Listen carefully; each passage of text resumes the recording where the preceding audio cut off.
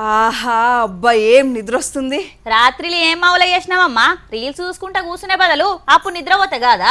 ఏందోరా నేను ఎమ్మటే బంద్ పెడదామని ఫోన్ తీస్తానా కథం నాకు తెలియకుండానే తెల్లారిపోతుంది. చిన్నప్పుడు కూడా గిట్లనే తెల్లని దాకా నిద్రపోకుండా ఉంటేదానివా? అప్పుడు గిట్లా వండుకోగానే గట్లనే నిద్ర పట్టేది. ఎందుకో?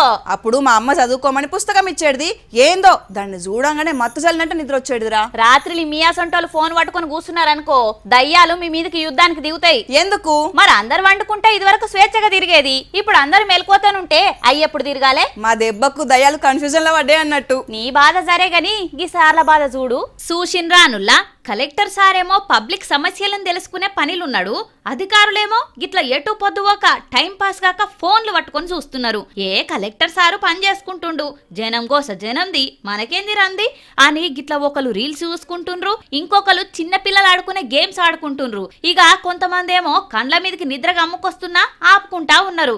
ఏమన్నా అధికారులా మీటింగ్లనే గింత నిర్లక్ష్యంగా ఉన్నారంటే జనాలకు సేవ చేసుట్లా ఏం హుషారుంటారు?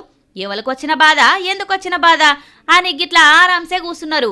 ఎక్కడంటే పార్వతీపురం మన్యం జిల్లా కార్యాలయంలా. ఇది చూసిన జనానికి కోపం రాకుంటూకుంటదా? గిసొంటి అధికారులు మాకేం పనులు చేస్తారు అని అంటున్నారు.